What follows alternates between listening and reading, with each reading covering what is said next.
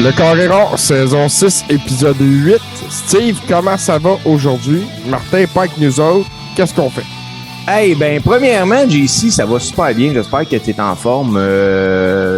Tu sais, On va super bien, merci. Tu sais, c'est pas pareil quand on fait une émission sans Martin, mais je pense que nos Rebers méritent pareil, puis nos auditeurs d'avoir un Carré-Rond de qualité, puis on est capable de leur servir ça. Le monde de la lutte, encore une fois, a des nouvelles comme ça se peut pas, JC. Ça brasse, Steve. Ça brasse fort, puis moi, j'ai l'intention de te demander, premièrement, là, JC, as-tu écouté Hell in the Cell? J'ai vu Hell in a Cell. J'avais pas beaucoup d'appréhension d'Hell in a Cell. Il s'est passé ce que je m'attendais qu'il se passe, dans la plupart des cas.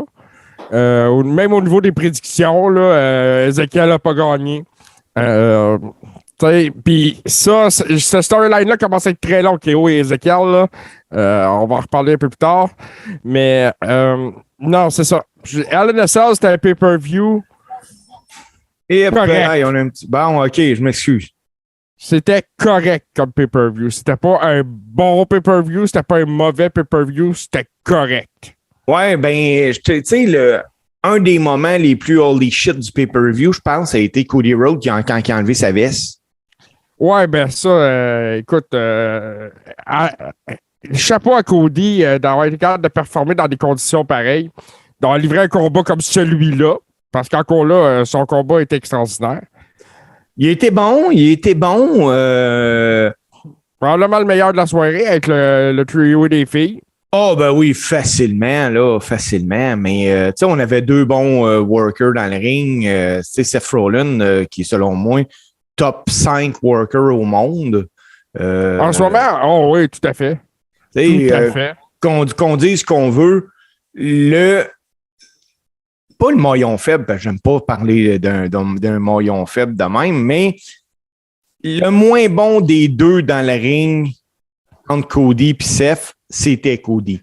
Fait que, tu sais, le match va aller aussi loin que Cody va être capable, parce que je dis bien capable, pas capable de faire tel ou tel mouvement, là. Le gars, il est bon, là, mais capable physiquement, parce que pour ceux qui ne savent pas, le gars, là, il a le bicep ou le pectoral. Le pectoral détaché de l'os. Oui, puis pour vous donner une idée, là, ceux qui ne l'ont pas vu, là, Hell in the Cell, prenez une grosse tranche de steak, là, mettez-vous sur le chest, regardez la couleur que ça donne, puis c'était pas mal ça, la couleur que le chest puis le bicep de Cody Rhodes avait, là. Moi, quand il a enlevé son manteau, j'ai trouvé ça pratiquement malaisant. Je me disais, ça n'a pas de sens. Il ne luttera pas de même. Une seconde, JC, là, j'ai pensé qu'il y avait du maquillage là-dessus. Écoute, je t'avoue que ça a traversé l'esprit de bien du monde, puis ça a parlé un peu sur les réseaux sociaux aussi, mais finalement, bon, moi, je pense que tout ça, c'est legit. Cody va être absent une couple de mois là, à cause de ça. Là. Ils ont fait un segment à Raw pour le sortir aussi en même temps. Parce que là, il faut qu'il guérisse ça. Puis on parle de 4 à 6 mois d'absence pour un gars qui vient de revenir et qui était sur un push incroyable. Parce que là, derrière, il a été chercher une 3e victoire de suite contre Seth Rollins. Oui, puis moi, je pense que tant qu'à voir Cody s'en aller pour 6 mois, je veux pas être méchant, donne 19 mois puis fallait juste revenir à Mania. Ah, ben moi, je pense qu'il va revenir pour le Royal Rumble. Ça serait le meilleur moment à ce moment-là. Oui, c'est vrai, mais remarque, on va voir qu'est-ce qui va être canné et pas canné rendu là au Rumble, là, parce que plus ça va, plus que j'entends que la finale de Mania l'année prochaine va être Roman Reigns contre The Rock. Le Rumble va avoir une moins grosse signification peut-être à ce moment-là. Là. Ouais, ben ça, on verra rendu là comment ça va se passer. La machine à rumeurs est en feu au niveau de WrestleMania. Puis on n'est même pas rendu là encore. Ouais. Hey, JC, j'ai envie qu'on prenne juste une petite pause. Puis quand on revient, on fait la carte ensemble de Hell in the Cell. Qu'est-ce que t'en dis? On fait ça. Let's go. Bon ben écoutez, on s'en va quelques instants. Revenez, on parle Hell in the Cell.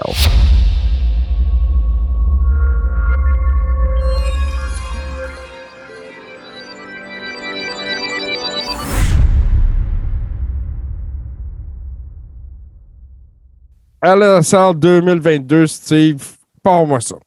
Ben écoute, le show commence avec le Raw Women's Championship Triple Threat Match. Becky Lynch, Asuka et la ravissante Bianca Belair. Maudit. Tout. Y a-tu de quoi qu'elle a pas, cette fille-là? On peut dire qu'ils ont très bien ouvert le gala. On va être honnête, là. Les trois filles ont fait une belle job. Oui, puis moi, là, Bianca Belair, quand je la regarde, là, me semble que j'ai envie d'être son amie. Elle a de l'air fine, elle est bonne dans le ring. Là, plus ça va, plus je regardais, il y a des petites filles qui sont là, qui, d'après moi, c'est de la merch WWE, là, on se le cachera pas. Il y a des couettes, ils se mettent des petites couettes en arrière, longues, là, comme qu'elle a là. Puis il commence à s'en vendre, hein? On se souvient que dans Scrap-A-Mania, j'avais sorti des casquettes de Nikki Bella qui venaient avec une couette en arrière. Donc, je ne serais pas surpris que la WWE aille dans ce sens-là pour de la merch avec Bianca Belair. D'ailleurs, il va falloir que je check ça. Je vais porter attention à ce détail-là. Oui. Puis, écoute, t'as pensé quoi du match? Bon, c'était un bon match. Il y avait du rythme. Bianca Belair est reparti avec sa belt. Je pense que c'était ça qui importait le plus là-dedans. Oui. Deuxième match, JC, un match handicap 2 contre 1. Omos puis MVP contre Bobby Lashley. Hey, écoute, ce combat-là, là, il n'était pas nécessaire. Ça aurait pu être n'importe quoi d'autre. Puis c'était ordinaire. Mais la WWE, encore une fois, là, était assez intelligente. On mis MVP là-dedans pour protéger Omos. Il n'a pas perdu. C'est MVP qui a tapé là, sur le clock. Mais ils veulent faire quoi avec Omos, tu penses, à cette heure-là? Écoute, je ne sais pas ce qu'ils vont faire avec Omos, mais je pense qu'ils n'en feront pas ce qu'ils voulaient en faire à la base parce que il y a peut-être certaines lacunes au niveau d'Omos, là, pareil, là, à combler. Puis il ne se trouvera pas le chemin de la victoire. Moi, je pense qu'un éventuel peut-être turn clean pourrait y faire du bien. Ouais, peut-être. Mais c'est-tu moins ou bien. Tu sais, là, ces big guys-là, tu sais, les Omos, les Giant Gonzalez, nomme-les toutes, là, à part un qui est le Big Show. Puis quand je dis Big Guy, là, je parle des gars beaucoup plus gros que Mark Calloway, l'Undertaker. Ouais. Ils sont ordinaires. Ils sont ordinaires, les Omos puis les Giant Gonzalez de ce monde. Omos, c'est impressionnant à regarder. C'est un feature dans ton show. Tu comprends-tu? C'est comme n'importe quel autre géant. Comme Gonzalez l'était, comme Khali l'était. Khali, il était pas ordinaire, il était horrible. Il a toujours été horrible. Mais c'était un feature de voir ce gaillard-là se diriger vers le ring. C'était impressionnant pour le public. Les gens aiment ça voir des géants, mais les gens aiment ça voir un géant perdre. Oui, mais tu sais, je pense que le dernier vrai bon big guy de même, puis c'est le seul que j'arrive à me rappeler, c'est le Big Show. Oui, puis tu vois, regarde, j'ai vu une statistique récemment, puis je me rappelle pas c'est quoi le chiffre exact. Puis il faudrait, je vérifie à quel point c'est vrai, mais venant de la source d'où ça venait, je suis assez convaincu que la statistique est bonne. Il semblerait que dans l'histoire de WWE, le gars qui a perdu le plus de combats, c'est Kane. Ben, c'est sûrement lui qui en a fait le plus aussi, c'est pour ça. Ben oui, je pense que ça serait une logique dans les statistiques aussi, là, au volume.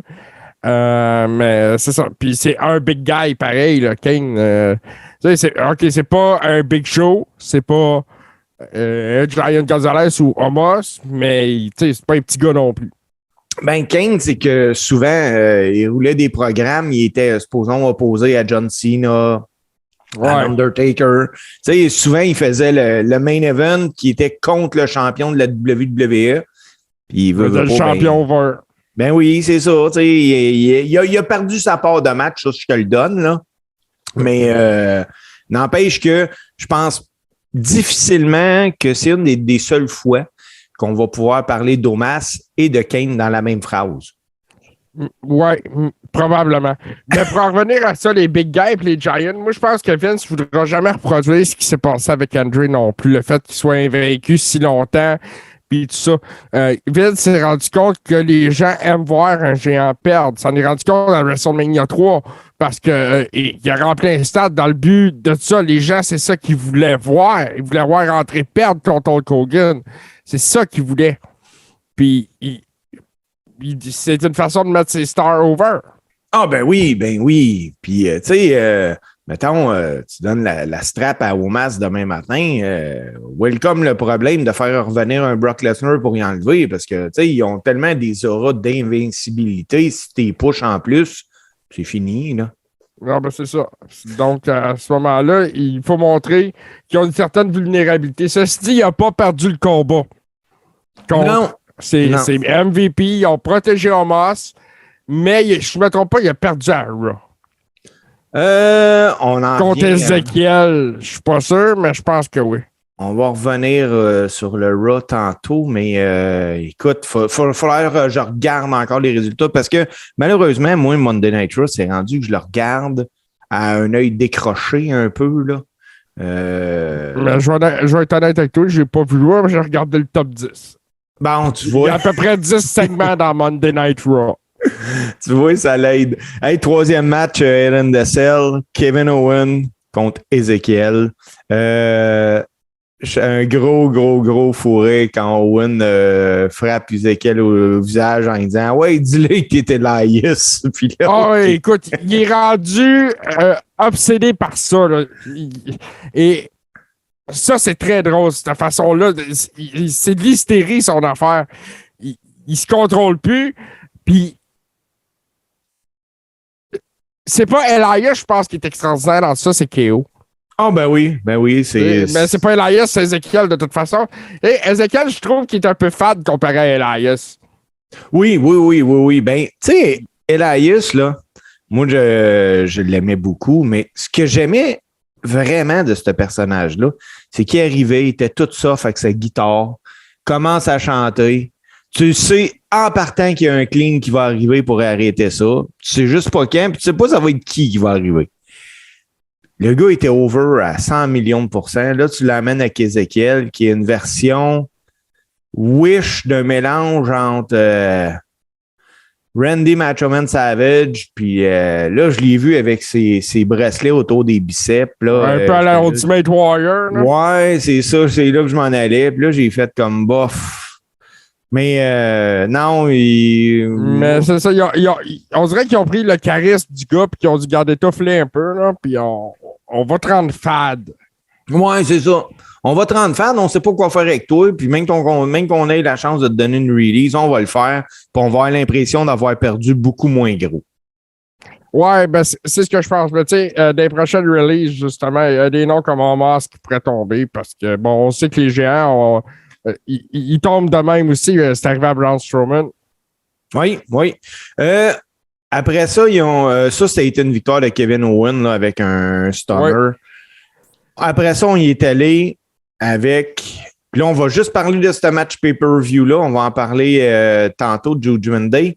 Le six-person, parce que c'était pas un six-man, six-person mix tag team match. Judgment Day qui était composé de Edge, Damon Priest puis Rhea Ripley contre AJ Styles, Finn Balor puis Liv Morgan. Victoire de Judgment Day. On se l'avait dit, c'était pas vraiment une surprise, mais comment t'as trouvé le match?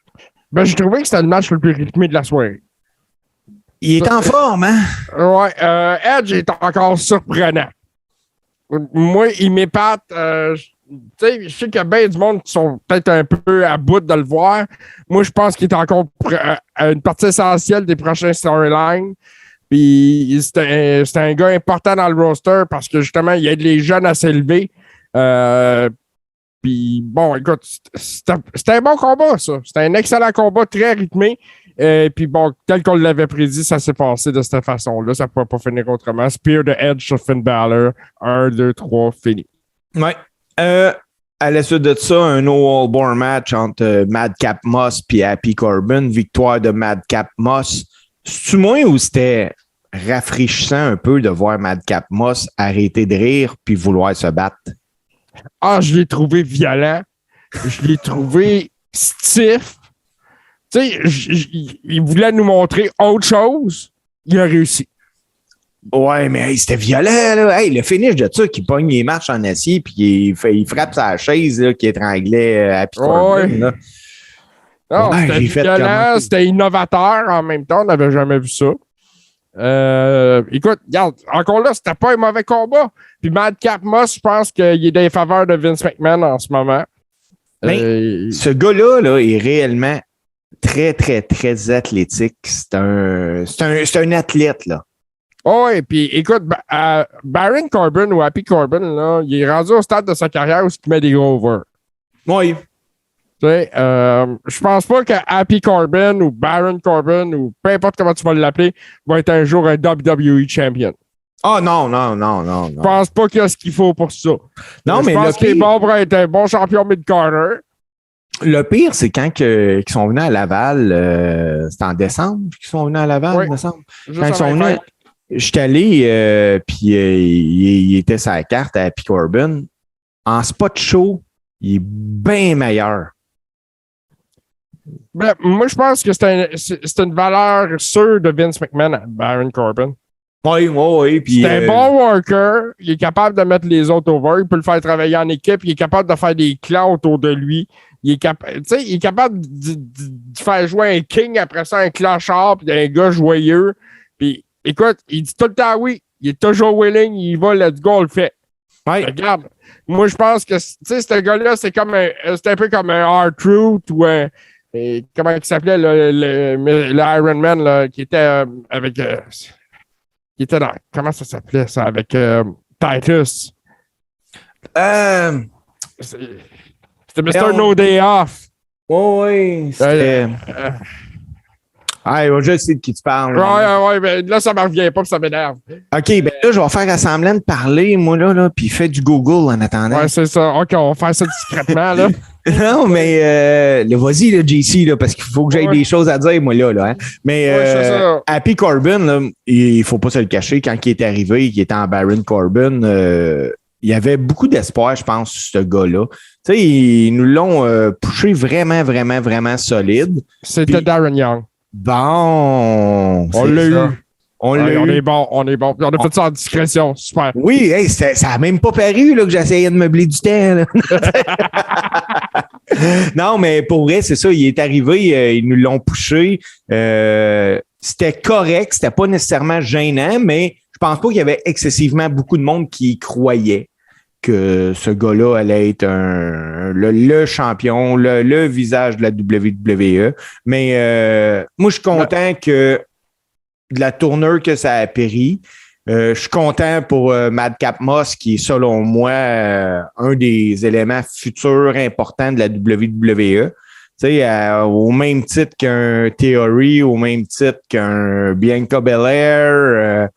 Tu sais, ouais, on a vu beaucoup de gars qui représentent l'avenir en ce moment dans le ring en fin de semaine à WWE. Oui, puis parlant d'avenir, JC, puis je me sers de cette phrase-là pour aller au prochain combat pour le United States Championship entre Theory, champion, puis Mustafa Ali. Y a-t-il quelqu'un qui va dire à Mustafa Ali que là, il paye pour avoir demandé sa release, puis que le monde se fout royalement de lui?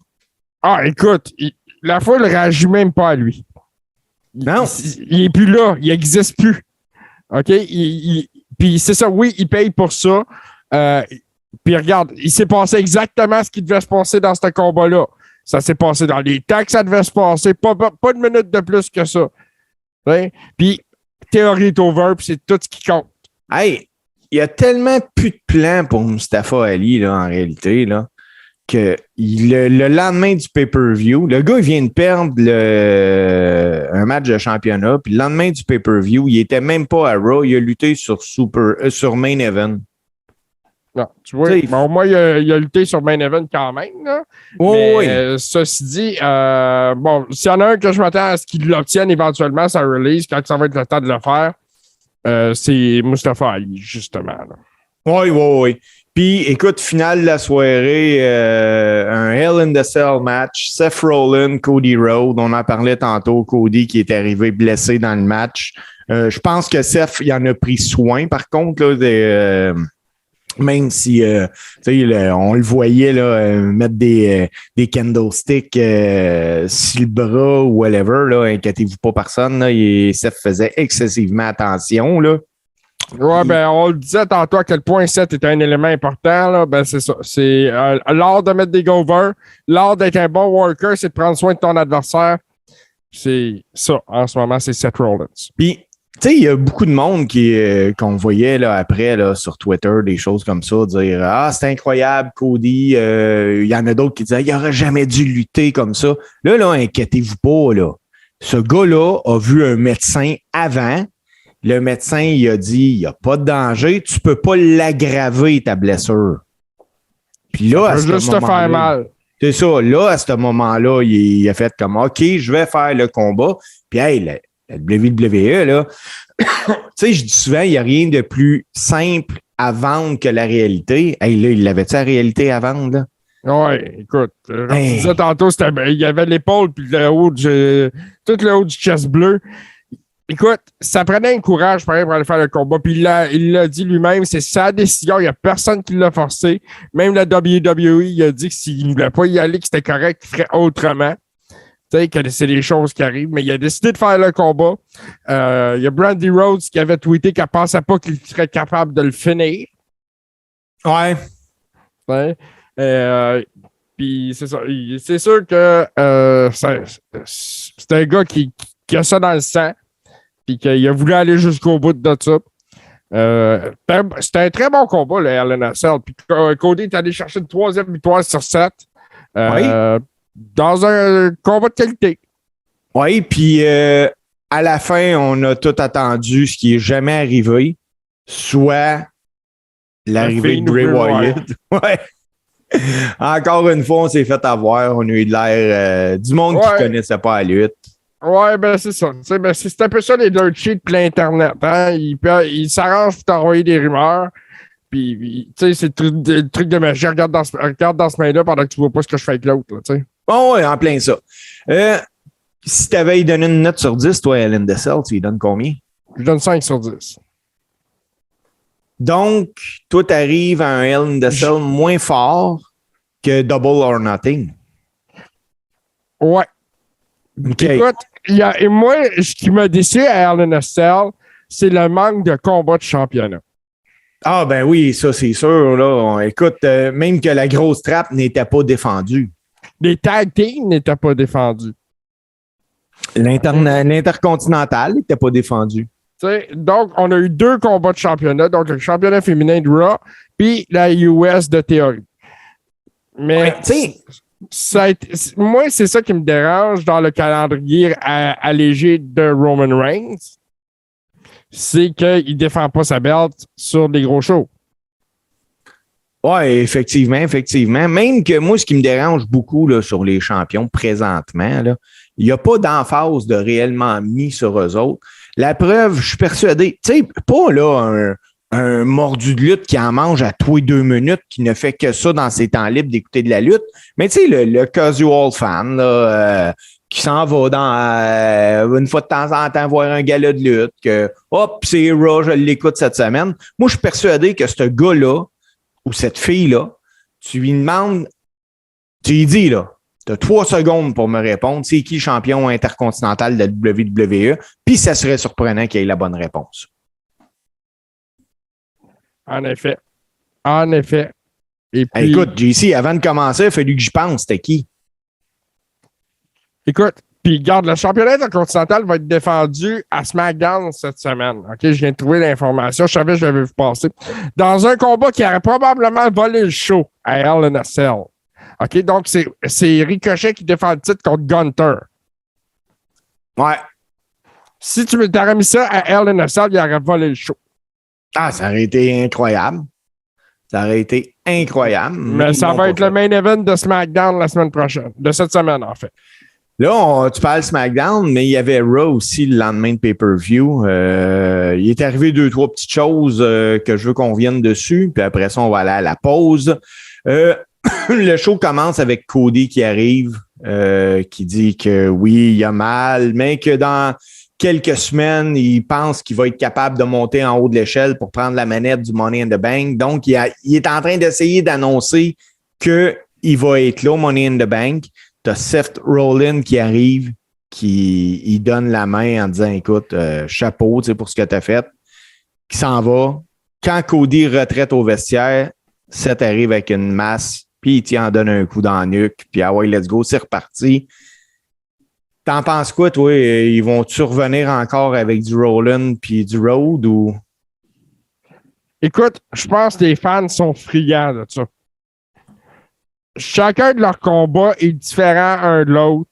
Ils sont capables, c'est deux gars qui ont une capacité de se réinventer incroyablement dans le ring.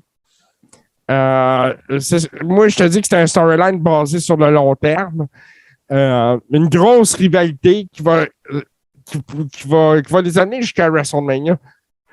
Et puis, moi, je pense qu'éventuellement, il y a un combat de championnat du monde entre les deux parce qu'il y en a un des deux qui va finir par être un champion. Oui, c'est sûr. C'est sûr. Moi, je pense que ça va être Cody bien avant Seth, là, parce que Seth n'a vraiment pas besoin présentement de ceinture.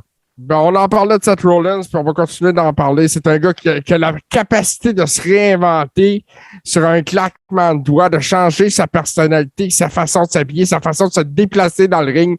Tout change. Quand il fait un changement, il le fait intégralement. Hey, était-tu bad, son suit à Hell in the Cell? Hey, non, ça, j'ai trouvé ça fort. J'ai trouvé fort. Les polka dots, là, à la Dusty Rhodes, c'est très, très fort. Mais tu sais, en même temps, on a déjà entendu Seth Rollins sur sa relation avec Dusty dans le temps qu'il était à NXT puis tout ça. Puis, tu sais, on sait que c'est un gros fan puis que c'est un ami puis qu'il aime beaucoup Dusty puis c'était une façon de rendre hommage à sa façon aussi. Seth Rollins, c'est le showman de la WWE en ce moment. Ah, ben oui. Parlant de showman, moi, un des moments là, que j'ai le plus aimé de Raw cette semaine, c'est le Miz TV. Écoute. Ouais. Puis il faisait du bien à mes yeux, en plus, ce Miz TV-là. T'as Miz puis Maryse qui arrivent, ils vont avec le promo. Riddle qui arrive. Riddle qui décide de parler français, mais son français était vraiment atroce. Et Maryse qui dit en français, je comprends absolument rien de ce que tu dis. S'ensuit une querelle, un match entre les deux. Puis écoute, c'était tellement... Ça me rappelait de la lutte old school. Le bon gars arrive, paf. La valet qui essaye de faire tricher son mari en lui donnant la sacoche il y a de quoi dans sa sacoche, mais finalement, écoute, il n'y avait absolument rien dans sa sacoche. Riddle qui dock ça, paf, 1, 2, 3, on s'en va à la maison, tout le monde était content. Mais ça Riddle, c'est ça qu'il fait. Il est bon de même. OK? Puis il a la faculté de s'adapter à ses adversaires. Écoute, si on parle de futur, là, Riddle, ce gars-là va aller loin. Puis moi, je pense qu'en plus, le public l'aime énormément. Puis c'est ça. Que Demise le mette over, c'est excellent. C'est un gars qui va faire beaucoup de main event. Lui et Randy Orton ont traîné Raw à bout de bras là, pendant plusieurs semaines en tant que champion par équipe. Puis ils faisaient les main events à tous les semaines ou presque. Moi, j'ai pas de problème avec Riddle. Au contraire, j'en veux plus de Riddle. C'est rafraîchissant. C'est la nouvelle génération. T'sais, on se recroirait au début des années 90 avec la New Generation. Maintenant, c'est ça. C'est une nouvelle génération de lutteurs. Puis Riddle, Madcap Moss, Bianca Belair, les Street Profits. L'avenir de la WWE passe par ces gens-là. Oui, je suis d'accord. Ben justement, tu parles des Street Profits. Après ça, on est allé... ça, je trouvais ça mauvais, par exemple. Là. Pour les aspirants au titre par équipe, tu avais les Street Profits contre les Usos. Mais là, si tu veux un match de championnat, il faut que tu battes les champions, puis ça va te donner le droit d'avoir une autre chance de les battre après. Hey, voyons donc. Ouais, ça, c'est du... Tu sais, il aurait pu faire ça contre une autre équipe, mais l'idée, c'est d'amener les Street Profits à avoir un combat de championnat contre les Usos, j'imagine. Probablement à Money in the Bank. Moi, sûrement, mais tu sais, c'est que là, tu es en train de me dire que ce que tu me présentes à Raw, tu vas me le représenter en pay-per-view. Tu sais, à un moment donné, arrêtez de rire de moi. Ouais, c'est un peu ça. Ils ont gagné par des comptes extérieurs, là, les Street Profits, parce que à la dernière seconde en plus. à la dernière seconde, mais Colin, là, arrêtez de rire de moi. Ouais, mais tu sais, en même temps, ils vont dire qu'ils n'ont pas été chercher une victoire par PN, puis à ce moment-là, tu sais, c'est là que ça va rendre l'enjeu peut-être à Money in the Bank plus intéressant. Oui, là, après ça, on s'est fait mettre la table pour un éventuel combat entre Bobby Lashley et Austin, pour Pete Theory, parce que je m'en disais Austin Theory, mais il a changé son nom lui aussi, là. Hey, là, La WWE n'a plus de budget pour les noms doubles pour le Rock Roster. C'est un nom. Ouais, c'est un nom. Il n'y a plus d'angle dans le crayon, là, vraiment. Mais non, mais pour vrai, là, t'avais Theory qui venait jouer à ça devant Lashley, puis il se flexait les bras, puis il disait, hey, regarde mes biceps. Puis là, Lashley était là, hey, champion, tu fais là, tu sais. Ben, c'est ça. Sinon, après, on a eu un petit match entre Dominic Mysterio, accompagné de son père, contre Veer Mahal. Mahal a gagné par disqualification parce que Ray s'en est mêlé, mais là, si moi, il y a quelqu'un qui va dire à Dominic Mysterio d'y aller à NXT ou d'aller faire ses classes, d'aller payer ses doutes, parce qu'écoute... Ben, écoute, moi, quand il se fait péter par Veer Mahal, j'aime ça. C'est ça. Parce que Veer Mahal, il a l'air vicieux, il a l'air mauvais, il a l'air de se faire mal, tu comprends-tu? S'il y a une chose que Dominic vend bien, c'est la souffrance. OK? Et puis, oui. Tu sais, puis sa souffrance, moi, je la trouve divertissante. Hey, après ça, on a eu un droit à un super recap Judgment Day à Hell in the Cell. Puis là, c'était annoncé, il y avait même un petit compteur, JC, que pendant Raw, qui nous disait dans tant de minutes, Judgment Day va présenter son nouveau membre. Moi, j'ai fait, au début, là, pour vrai, ça m'a surpris, ce segment-là. Ben, je me suis dit, bon, c'est là qu'on va avoir Bray qui va revenir. Pas en tout. Là, le gars qui sort de là, c'est Finn Balor. Finn Balor sort du rideau, il s'en vient. Et là, je call à Glenn, j'ai dit, il va attaquer Edge. C'est sûr, il va se battre avec tout le monde là-dedans, il va m'en voler, puis il y a du monde qui va venir le sauver. Non. Finalement, Damon Priest, Rhea Ripley et Finn Balor attaquent Edge. Ouais. Puis là, moi, je vais y aller. Moi, je suis un fan de turn heel dans la vie. OK? Ça, c'est mes bouts préférés. Là, t'as un bon turn heel. Ça, c'est un turn heel de marde. Il n'y a pas de turn heel là-dedans. Le gars, il arrive, il n'a rien fait pour turn heel. Il fait juste se joindre à l'équipe qui l'ont battu la veille. Je ne suis pas capable de les battre, je vais me joindre à eux. C'est juste ça que ça fait. Moi, j'haïs ça, un turn heel comme ça. Fais quelque chose de vraiment heel. Ah non, je suis d'accord avec toi. Hein. Puis ça, c'est du bon. Ça semblerait que ce qui a mené à ça, c'est un désaccord dans le script. Le storyline à venir pour Judgment Day backstage. Fait qu'ils ont décidé de sortir Edge de là. On parle de pouvoir surnaturel. Oui, les membres étaient supposés de devenir avec des pouvoirs. Puis là, Edge a sûrement fait comme hey, vous ne trouvez pas que vous exagérez. Puis ils ont enlevé Edge de là. Ben là, le dernier qui a eu des pouvoirs surnaturels, là, moi je me trompe, c'était The Fiend. Ben, je pense que oui. Là. Tu sais, Puis avant lui, je pense que c'était Papa Shango. Là. Ah, il n'y avait pas eu Candice Michel un moment avec sa baguette qui faisait des affaires. Là, je me souviens. Ah, peut-être.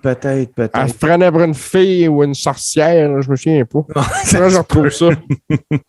On n'est pas à notre première affaire. Écoute, Candice Michel, c'était le premier Diva Search, c'est avant 2010. Ouais.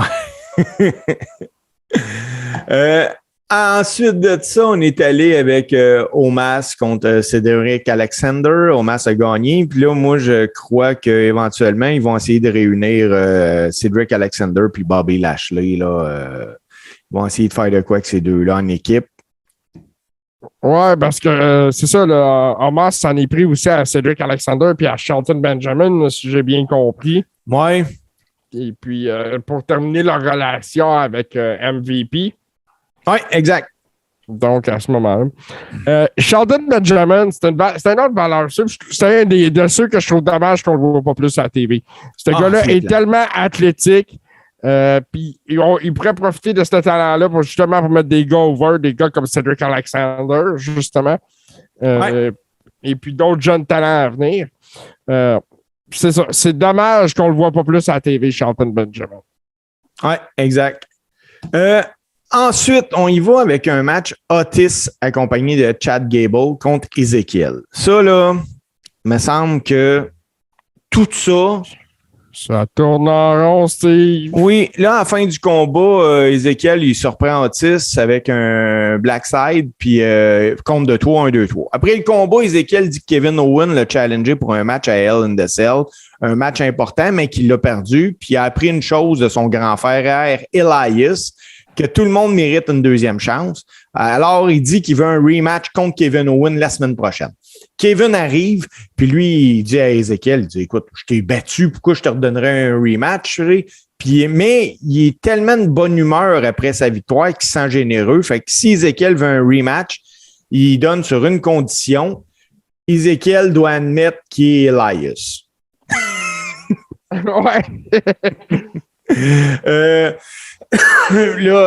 Après ça. Comment?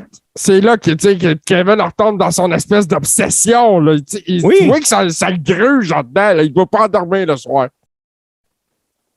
Ouais, puis là, finalement, Ezekiel admet qu'il était Elias. Là, Kevin lui dit, t'admets quoi? Il dit, Ezekiel admet que son nom est Elias. Là, Kevin dit qu'il savait. Elias est un menteur. Il a gagné. Ezekiel demande son match. Owen l'approuve. Il est prêt à le battre une autre fois. Ezekiel et Kevin Owen vont se battre la semaine prochaine à Raw. Puis, check bien ça. On va arriver que le gars va s'appeler Ezekiel Elias. Ouais, mais là, ça prendrait un deuxième nom. Parce que comme je t'ai dit, ils ont coupé dans ce budget-là. Je serais bien surpris, là. Mais...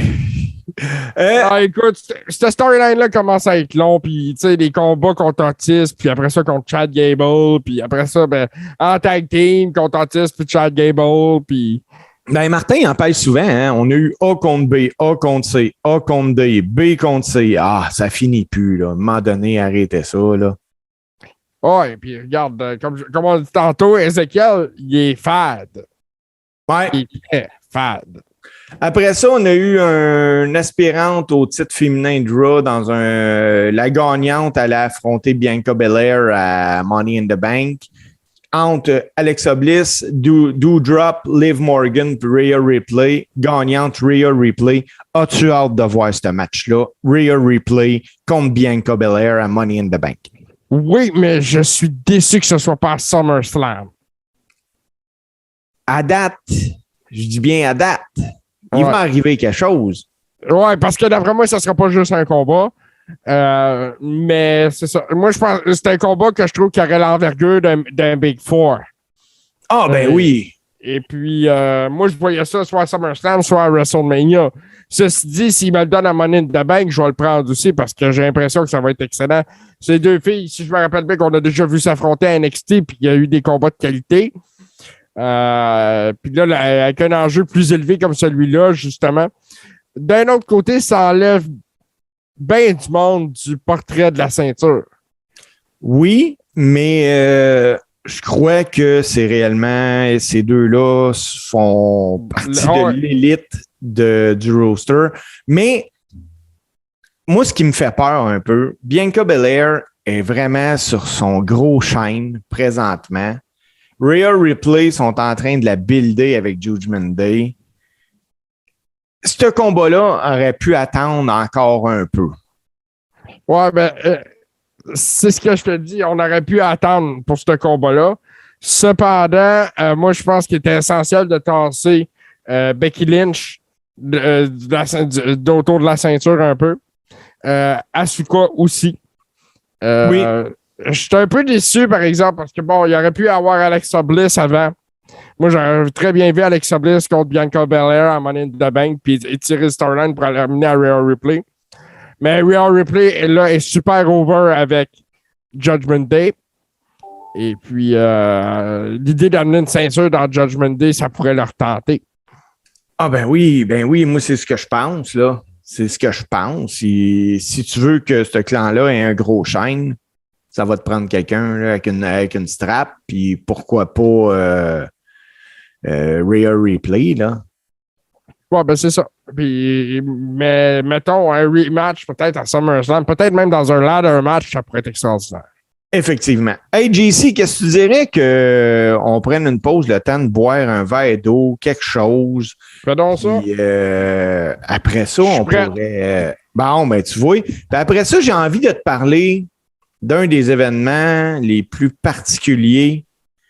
Puis je suis tombé là-dessus, JC, il n'y a pas longtemps. Ça concerne nul autre que Abdullah the Butcher. Ah ben on va écouter ça avec attention.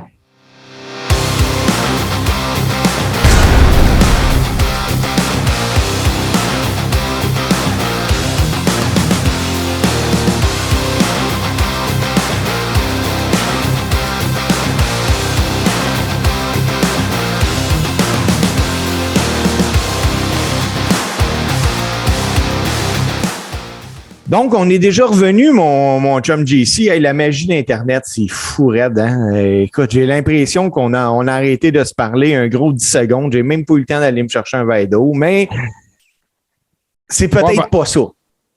C'est peut-être pas ça non plus. C'est peut-être pas ça.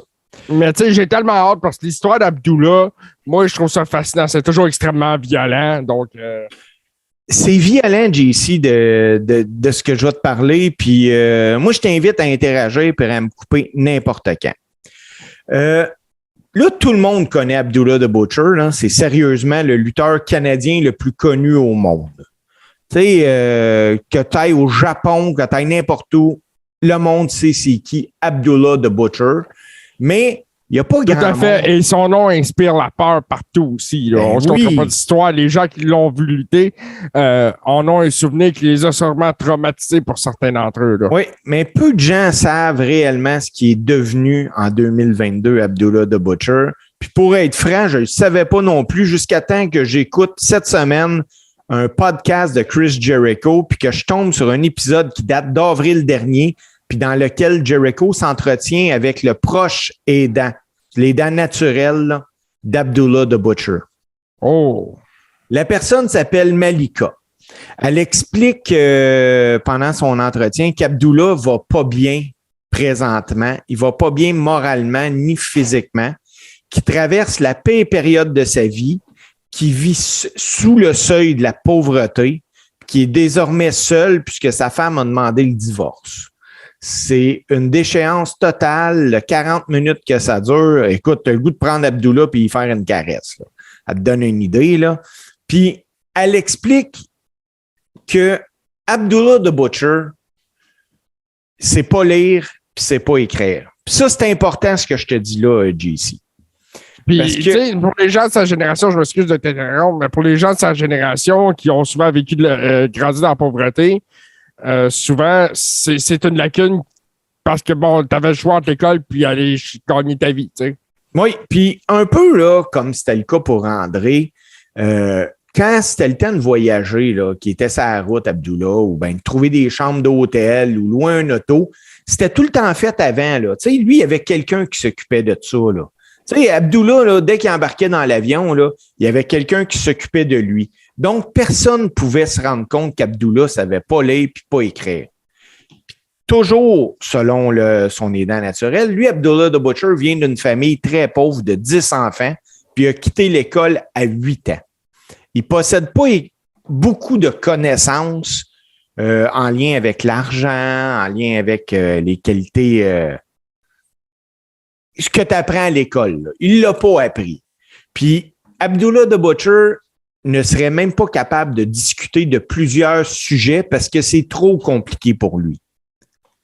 Puis, où ce que je t'amène, c'est que si je parle de ça, je vais te parler de deux situations. Premièrement, la cause d'Abdullah the Butcher et de Devon Nicholson. Abdullah, il ne s'est jamais présenté au procès intenté par Nicholson au Canada. Ce qui a fait que Nicholson a gagné par défaut. Il a gagné. Les raisons sont simples pourquoi il ne s'est pas présenté. Premièrement, il y en a deux raisons. Il y a la première que Abdullah the Butcher, sur recommandation de son médecin, n'était pas autorisé à prendre l'avion. Ça, je te dis ça, là, c'est selon les dents naturelles. Puis également, il ne pouvait pas se rendre au procès parce qu'il ne savait même pas à cette époque-là qu'il y avait un procès. Parce qu'il y a des lettres qui ont été envoyées chez Abdullah the Butcher, des lettres de la cour, mais ils n'ont jamais été ouvertes. C'est la sœur d'Abdullah. C'est la sœur d'Abdullah qui l'a appelé pour lui dire qu'à TV en Ontario, là, il y avait une nouvelle qui passait en boucle comme quoi Abdullah the Butcher venait de perdre un procès parce qu'il ne s'était pas présenté. Sa sœur a même découpé un article de journal, puis elle a envoyé par la poste, puis il y a quelqu'un qui là-bas, qui est son aidant naturel, qui a lu l'article à Abdullah, puis c'est le même qui a appris qu'il avait été impliqué dans un procès.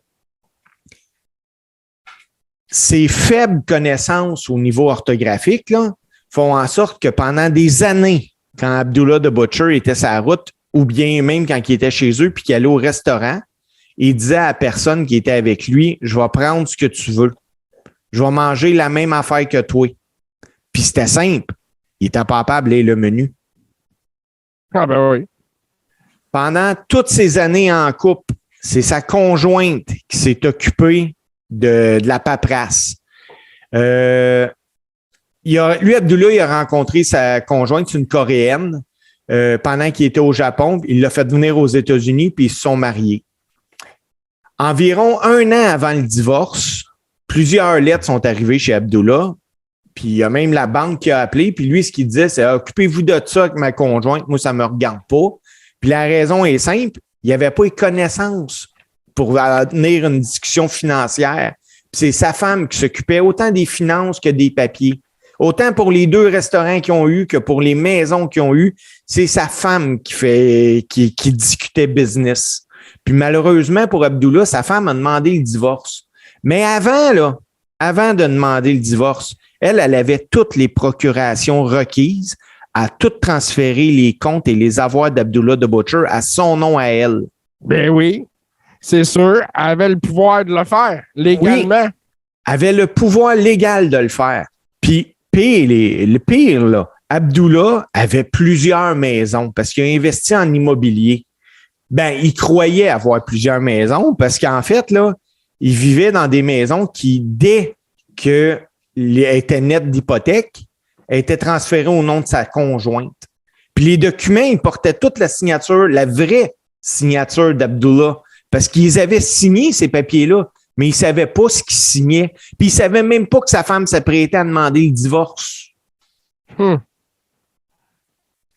C'est toute une histoire, Steve, que tu racontes là. Oui. Aujourd'hui, là, Abdullah the Butcher vit sur le seuil de la pauvreté. Il partage une maison avec son aidant naturel. Puis le seul revenu qu'il touche, c'est une rente à revenu fixe. Dans le fond, c'est une pension de vieillesse. Puis il y aurait moins de 100 $ dans son compte de banque. Son filleul, Asa Jeffries, a mis sur pied un GoFundMe il y a quelques semaines pour amasser 60 000 $. Puis après-midi, là, je vais te lire ça, puis tu peux m'arrêter quand tu veux, OK? La description du GoFundMe. Le gars, il marque « Je collecte des fonds pour mon parrain, qui n'est pas seulement une légende et un lutteur professionnel, membre du Temple de la Renommée, mais aussi un grand humanitaire qui a passé une majeure partie de sa vie à s'impliquer dans des œuvres caritatives pour aider sa famille, ses amis, les sans-abri dans les rues d'Atlanta, les personnes âgées, les handicapés, les personnes hospitalisées. Wow. Je parle d'Abdullah the Butcher. Mon parrain. Il n'y a personne qui le connaît comme ça, pourtant, là. Non, c'est ça. Il marque, mon parrain a 81 ans. Il a un faible revenu. Il est handicapé, se déplace avec une chaise roulante ou une marchette. Il a besoin d'un remplacement de la hanche et en raison de la situation de pandémie de COVID-19, il peut simplement pas se déplacer pour tenter de gagner de l'argent. Il a sérieusement besoin de votre aide et j'ai besoin que vous m'aidiez à embaucher 2 avocats pour 2 affaires différentes. Bien que le niveau de scolarité de mon parrain n'est pas élevé, il a une 2e année, son génie naturel et sa forte volonté de réussir l'ont aidé à motiver et l'ont inspiré à surmonter son handicap scolaire. Cet homme a travaillé dur toute sa vie pour créer et construire sa carrière de lutte professionnelle et tout a été pris par sa femme et son frère. Juste pour donner une idée, nous avons découvert récemment que sa femme possède tous les actifs qu'il a travaillé dans sa vie. Abdullah ne possède rien. Sa femme est de la Corée du Sud et il l'a rencontrée au Japon. Elle est venue ici avec absolument rien. Pendant qu'il voyageait dans le monde, travaillant dur pour gagner sa vie, elle et son frère ont évidemment profité de lui jusqu'au point où même sa première maison qu'il a achetée à Atlanta avant de la rencontrer, l'acte de propriété a été changé de nom et de propriétaire. Maintenant, elle veut le divorce. Il n'a pas d'argent pour engager un avocat pour le représenter correctement. Il a également besoin d'un avocat pour le représenter dans une affaire ici, dans le comté de Fulton, en Géorgie, cause amenée ici du Canada dans lequel il n'a pas été en mesure d'assister au tribunal au Canada en raison de la condition de sa hanche et de son ignorance de l'existence du procès. Le juge, dans son affaire civile, lui a donné 60 jours pour obtenir un avocat et il a besoin d'un avocat également en divorce dès que possible, car une audience est prévue en février prochain. Mon objectif est de recueillir 60 000 $. Abdullah a besoin de vos prières et de votre soutien. Je vous promets que chaque dollar de vos dons ira pour couvrir ses frais d'avocat. En vous remerciant d'avance pour le temps, vos efforts, votre soutien, que Dieu vous bénisse. Et c'est signé par le filleul d'Abdullah the Butcher. Wow! Écoute, je suis subjugué. Il y a des côtés d'Abdullah que je connaissais pas dans cette histoire-là, que je pense pas grand monde connaissait. Vraiment. Je trouve ça triste que ça se passe comme ça pour lui. Naturellement, je lui souhaite le meilleur. Mais quelle histoire! Hey, ce gars-là a fait de l'argent comme de l'eau. Partout sur la planète. Oui. Puis légalement, il s'est tout fait prendre. Oui, parce que lui n'avait pas les compétences pour s'occuper de ces choses. Il confie ça à son épouse et son épouse en profite. Écoute, il fait signer des papiers, là. Il fait signer des papiers en disant, écoute, signe-moi ça, c'est peut-être, je sais pas, moi, le contrat pour couper le gazon, whatever, je ne sais pas, là. Mais lui, il signe, il a confiance en son épouse, mais il est en train de demander le divorce, puis elle se transfère tout l'argent dans ses comptes à lui, puis dans ses comptes à elle, puis le gars se ramasse aujourd'hui qui vit dans une maison qui appartient à sa femme, puis sur le seuil de la pauvreté, 81 ans, quand tu as travaillé comme Abdullah toute ta vie, que lui, là, il a gagné son argent, là. On s'entend, là. Oui, non. Il a des gagné, coups de chaise dans la face, puis des coups de chaîne, puis des blades à profusion, puis hey, je suis au Japon une journée, puis je suis ailleurs le lendemain. Puis là, qui se ramasse avec plus rien comme ça. Il a perdu un procès au Canada. Ces derniers jours à Abdullah the Butcher sont ordinaires. Je trouve ça de grande tristesse, en effet. Écoute, c'est vraiment ordinaire, tout ça. Puis je souhaite naturellement le meilleur à Abdullah, puis à son filleul, puis ainsi qu'au prochain aidant là, qui a pu nous donner ses nouvelles, finalement. Oui. Puis écoutez, si vous voulez entendre l'entrevue, c'est vraiment sur le podcast de Chris Jericho que tout ça a sorti. JC, pour se remettre de tout ça, là, qu'est-ce que tu penserais qu'on a écouté 2 tunes, là? Exactement, puis j'en ai 2 excellentes à te proposer. Donc, pour les 2 tunes cette semaine, on va y aller avec 2 gars qui sont over as fuck présentement à WWE. Donc, le thème de Finn Balor, qu'on va écouter, qui s'appelle Catch Your Breath, donc c'est l'original. Et on va glisser dans le bro mode avec Riddle. Puis on vient tout de suite après la pause. Pour le close.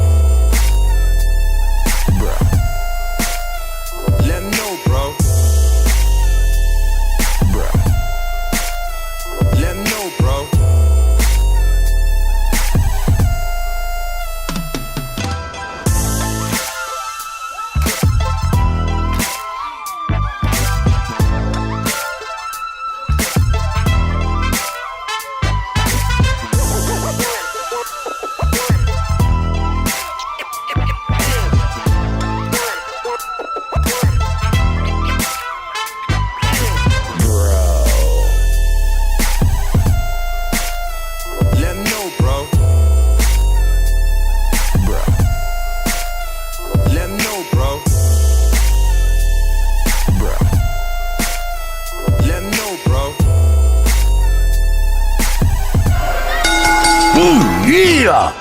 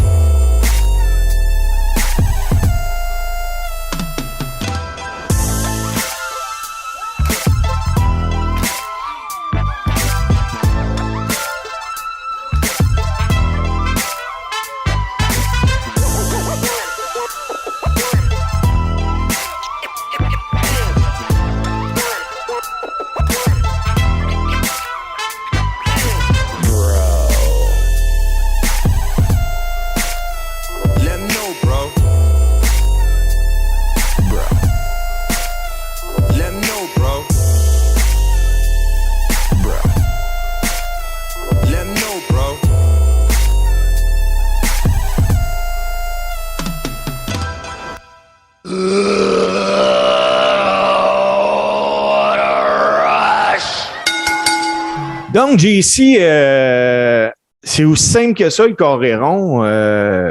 Une petite heure qu'on jase de lutte, qu'on... Hey, moi, là, depuis que j'ai appris ça pour Abdullah the Butcher, là, ça me chavait, ces affaires-là. Je trouve ça tellement triste. Mais je vais être honnête avec toi, je vais probablement faire un don sur le GoFundMe. Ben écoute, si les gens sont capables de faire des dons, puis tu sais, des fois, là, faut arrêter de dire « Ah, moi, j'ai pas 100 piastres, j'ai pas... » Non, non, donne 5 piastres. Si t'es capable de donner 5 piastres, donne 5 piastres. Si t'es pas capable, t'es pas capable dans la vie. Là. On n'est pas le genre à quêter des dons non plus. Là. Non, non. Tu sais, je trouve que cette histoire-là est quand même touchante, puis j'ai envie de donner un coup de main. Fait que c'est fort probable que je vais aller sur le GoFundMe faire un don. Puis, sinon, JC, moi, je veux juste répéter avant qu'on s'en aille à la maison, là, qu'on s'en aille go home. Les gens qui veulent nous écouter, c'est bien facile. Hein? C'est Apple Podcast, c'est Spotify. Google Podcast sur Spotify.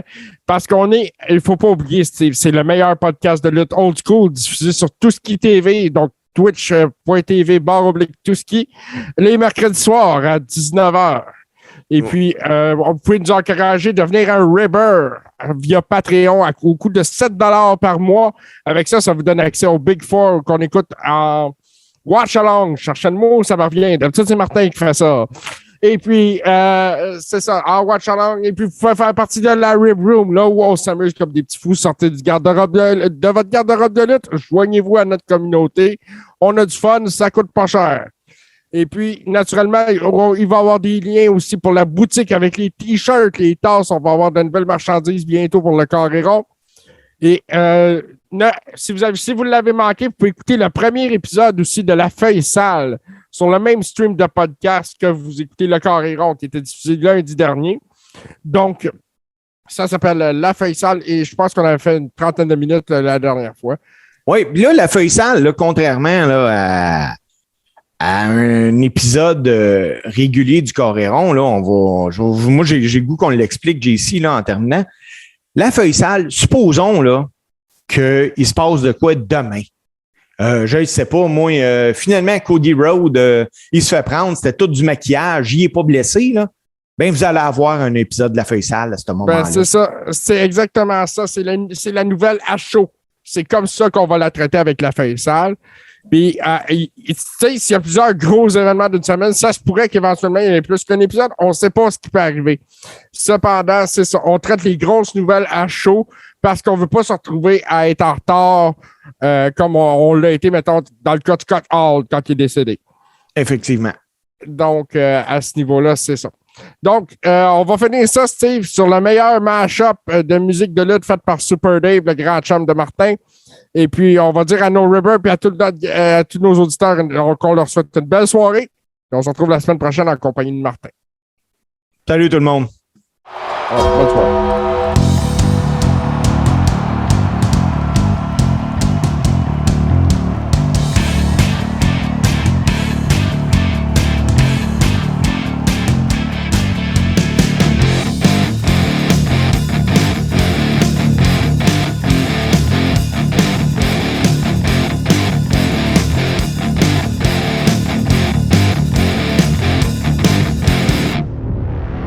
Membre de la famille H2O Web Media.